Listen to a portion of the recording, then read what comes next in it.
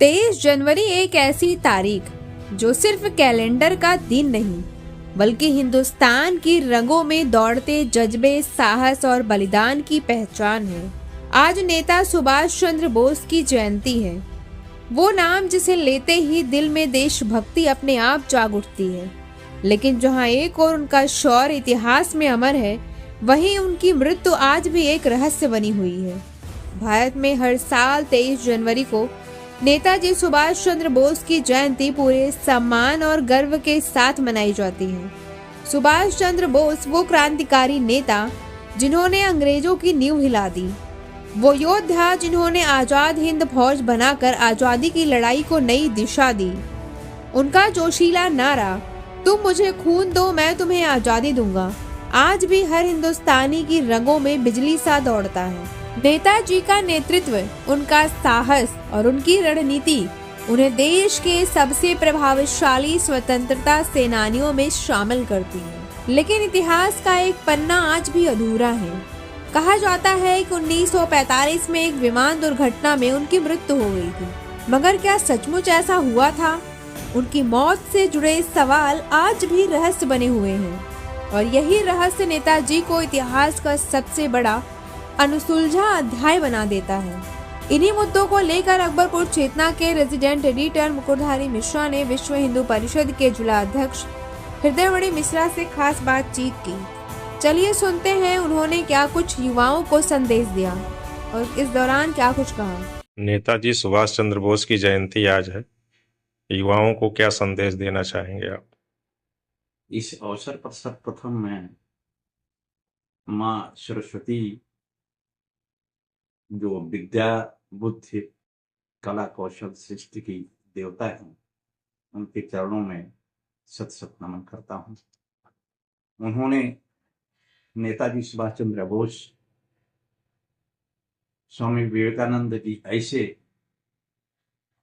व्यक्तित्व को जन्म दिया है। उनमें से वीर स्वतंत्रता सेनानी, योद्धा सुभाष बाबू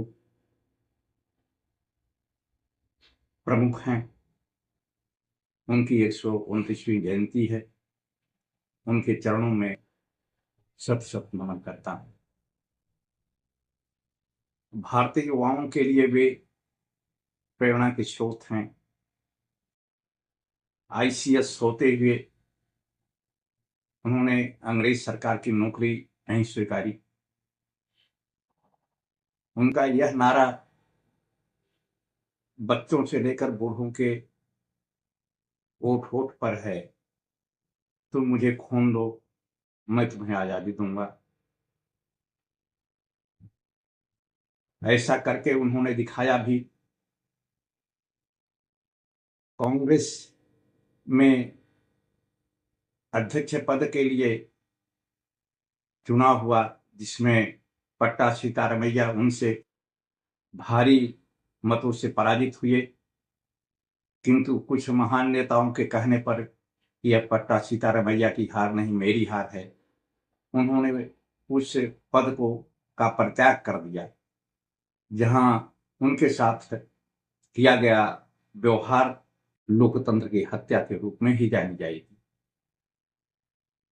वे यह मानकर चलते थे कि स्वतंत्रता अंग्रेजों से प्राप्त करना भिक्षा जैसे नहीं प्राप्त किया जा सकता, इसके लिए संघर्ष करना पड़ेगा।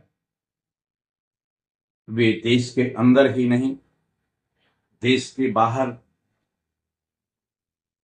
राजनैतिक, सैनिक, सामाजिक अध्ययन करने के बाद एक जय हिंद फौज तैयार किए और कई एक देश, जर्मनी, जापान, ऐसे कई एक देशों को अपने साथ लेकर के द्वितीय विश्व युद्ध में अंग्रेजों के खिलाफ संघर्ष किए। 21 अक्टूबर को सुभाष बाबू 21 अक्टूबर 1923 को भारत को स्वतंत्र राज्य के रूप में घोषणा किया, जिसमें विश्व के 9 देशों ने मान्यता प्रदान कर दी, उन्होंने सिक्के चलाए, उनकी सरकार गठित हो गई। किंतु भारत के अंदर रहने वाले लोग जो स्वतंत्रता आंदोलन में भागीदारी कर रहे थे, उन लोगों ने साथ नहीं दिया पूर्ण रूप से। फलतः देश की आजादी 1947 तक खिसक गई। 1947 को जब देश की आजादी यहाँ के लोगों के हाथ में दी जाने लगी, तो ऐसे महान स्वतंत्रता संघर्ष के सेनानी को देशद्रोही करार करते हुए डील पर लोगों ने हस्ताक्षर किए। यह कितना अत्यंत दुर्भाग्यपूर्ण विषय है। और नेताजी सुभाष चंद्र बोस के संघर्ष को मेरा मानना है कि अगर आजादी मिली है तो उसमें सुभाष बाबू के संघर्ष की सबसे बड़ा योगदान है। पिछली सरकारों ने इतिहास निर्माण जो किया है, अत्यंत त्रुटिपूर्ण ढंग से किया है। इतिहास का संकलन यदि इस विषय पर पुनः कराया जाए तो निश्चित रूप से, निर्विवाद रूप से यह दिखाई पड़ेगा कि देश की स्वतंत्रता में नेताजी सुभाष चंद्र बोस का सहयोग सबसे अधिक रहा है। भारत सरकार से क्या अपेक्षा आप करते हैं? भारत सरकार से सुभाष बाबू के नाम पर मेरी प्रार्थना है कि नेशनल डिफेंस एकेडमी जो सुरक्षा शिक्षा के संबंध में है, स्थापित किया जाए और सेना में जय हिंद रेजिमेंट की स्थापना कराई जाए। इससे भारतीय युवाओं को प्रेरणा वर्षों वर्षों तक, शताब्दियों तक मिलती रहेगी। चरणों में कोटसह प्रणाम करते हुए भारत के नौजवान युवा वर्गों से अपील करता हूं कि नेताजी सुभाष चंद्र बोस और स्वामी विवेकानंद जी ऐसे युवा पुरुष बने जिससे भारत माता का गौरव विश्व के मानचित्र पर चमकता हुआ दिखाई पड़े। जय हिंद, जय भारत। नेताजी सिर्फ एक नाम नहीं, वो एक विचार है, एक ज्वाला है जो हर पीढ़ी को देश के लिए जीना और लड़ना सिखाती है।